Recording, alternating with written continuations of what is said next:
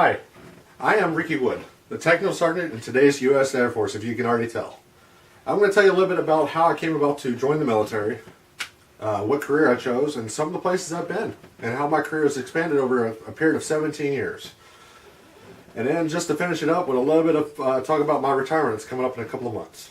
So to start, just why did I join? Well, I joined the military because I'm from a little town called Appomattox, Virginia. I don't know if any of y'all heard of it, but it's a little tiny map, 2 intersections from the main highway. That's it. That's all you get for town.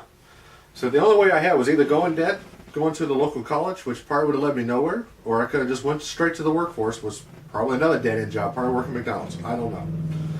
So I was like, you know what? I'll come in the military, I'll get my training, I'll get some education benefits, and then I'll jump out after 4 years. So that's what I did.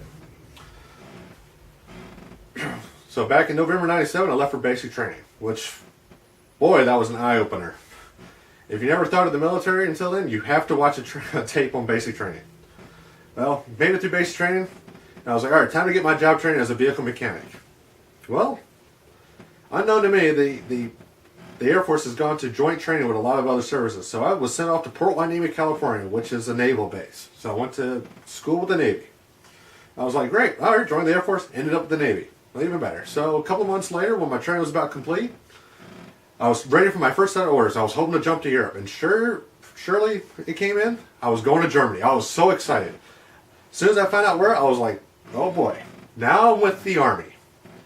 Joined the Air Force, job trained with the Navy, and now I'm with the Army. How did this happen? Well, you know what? I was like, I'm stuck now. I'm just going to go to Germany, see what happens. So I get there, and I loved it. Loved every minute of it. Got to do my job training, I got some education in, and I got to deploy a couple of times right off the bat, right to Bosnia and Albania. I came back, and towards the end of those 4 years, I was like, well, do I stick it out, or do I just kind of go on and get out and do what I was originally going to do? Well, I was having such a good time, and I made rank early. I was like, you know what, I'll stick around another few years to see what happens. So I re-enlisted. Shortly after that, I got orders to Spangdahlem, Germany, which is like right up the road. And I was like, sweet, I get to stay in Europe a little longer, maybe finish up my career, and then I'll proceed on. Well, toward the end of those years, I got married to a beautiful German gal, and I was like, you know what, I'm going to stick it out. I'm going to just, I'm already almost halfway through my career. I'm just going to go for it. So we waited for the next set of orders to drop. Well, now I'm going to England. And oh boy, I was like, I couldn't wait to get to England. I was like, whew, let's get to stay in Europe for a little while longer. So we get, pack up our stuff, head to England. A couple months later, I get deployed to Afghanistan. I was like, all right, well, deployments happen. We have to go. It's just the part of the call of wearing the uniform. So I get back from Afghanistan, and as soon as I got back, they were closing the base, so we had to leave. And I was like, oh crap, where would we go now? Well, turned out to be the Air Force wanted to send me back to Fort Drum, New York, which is, as you can already tell, it's another Army base. I was like, wow, joined the Air Force, and I spent my career with a lot of the other services. Well, what happens? We'll see what happens when we get here.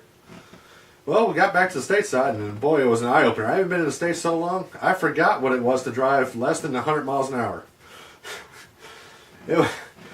Just to hear people talk English all the time was kind of crazy.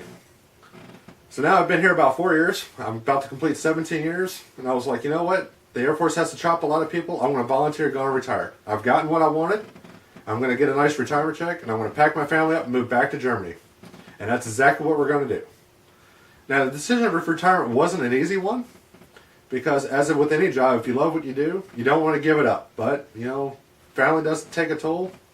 So does the military. Well, I had to weigh my options, and I chose family because that's what I want to, for the rest of my life. So now we're going to pack our bags here in a couple months. We're going to head back to Germany, and we're going to settle life there.